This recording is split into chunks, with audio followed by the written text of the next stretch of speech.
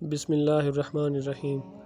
حضرت امام علی علیہ السلام کی خدمت میں ایک شخص حاضر ہوا اور کہنے لگا، یا علی علیہ السلام، وہ کون سے ایسے اعمال ہیں کہ جن کی وجہ سے انسان کی زندگی میں دکھ، غم اور پریشانیاں آ جاتی ہیں؟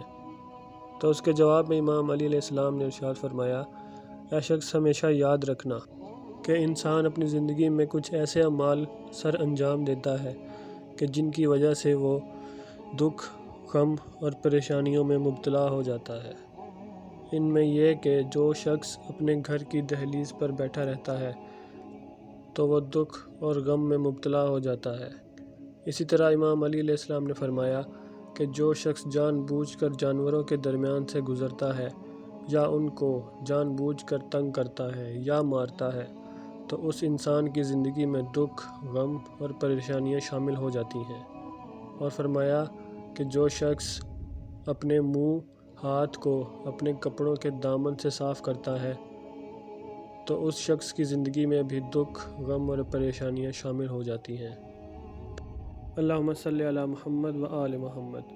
ویڈیو اچھی لگے تو لائک اور سبسکرائب ضرور کریں۔